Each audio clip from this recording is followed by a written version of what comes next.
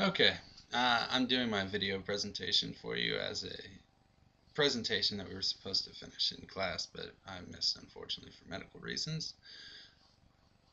This one is on the influences for V for Vendetta, the comic. That was the basis for the movie we watched in class, V for Vendetta. I guess the main reason I chose this was because of my love of comics and to show that they're not purely a child's thing. Um, it's got a venue for adults. I mean, this one brings in huge political and social issues. If we're looking at it, the story itself has this freedom fighter who is labeled a terrorist by the government, who's a totalitarian government. So, of course, what they say goes. You don't have a choice. It's not exactly a democracy. Um, but they use fear as their main source of power, talking about how there was this huge disease that wiped out, millions and millions of people. But, if you follow what they say, they'll keep this disease from happening. It helped that they were the ones that leaked the disease and the ones that had already had the cure for it. Um, but that's the comic. That's not the movie that we saw. It's something different that we find out. Um, I guess the main influence for that part was the 1982 general election in Great Britain, which is where this story is taking place.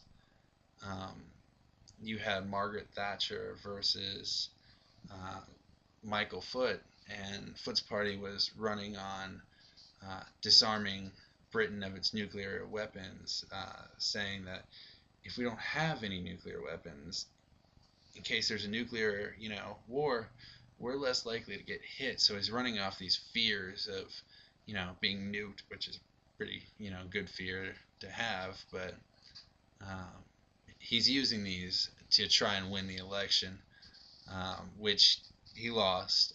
Margaret Thatcher's party ended up winning her Conservative Party. But there were rumors before of her talking about separating people with AIDS, putting them in camps. Kind of sounds familiar. Um, aka Germany, Hitler, uh, you know, Jews. Not exactly a good situation. She wanted to get rid of, the homosexuals, uh, and I was just having a very interesting time. And the homosexual issue pops up in the comic, which we wouldn't have seen back in the 1950s style comics. So, of course, comics have progressed. And in that one, in the comic itself, we have Evie, who's the heroine of the story. She works alongside V, our freedom fighter slash terrorist slash guy who just loves to blow stuff up. Um, she's taken into a prison that uh, has a little note in it she finds, and the note is from a woman who was arrested for being a lesbian for her lifestyle, which is her choice, her freedom. I mean, we're allowed to do it nowadays. I mean, it's fully accepted. But this comic was written in, 1980s, finally finished in 1989, which is when it was officially published. But it was started in 82 and kind of, took a while to finish. It got canceled for a little bit and then started back up. But you see the influence, the homosexuality being evil influence, and those being diseased is, with AIDS. They don't really have AIDS. They have this virus that's killing them, and it's something that we see in both the comic and the real world.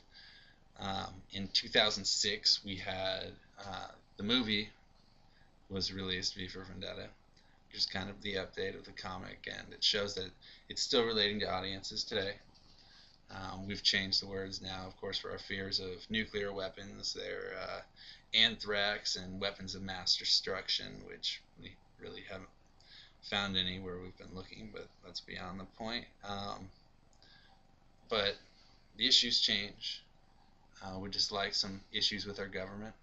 Uh, the U.S. has had its share of scandals, Watergate, which Alan Moore would have seen, which would have been one of his influences with the whole David Frost interviewing Nixon, and Nixon saying when a president does something, it's not illegal.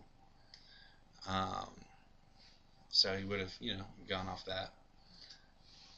It was a lot of cool issues. There's a lot of religious aspects in this story.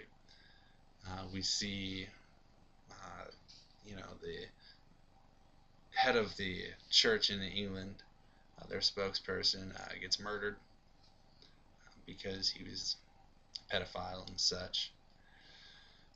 Uh, we kind of see issues of political influence over in the U.S. We had the National Day of Prayer get defended around the time that the comic was being done, saying that it was okay to pray in public schools, which it's not that takes away from our freedom of religion. You can practice it, but keep it out of schools and public places.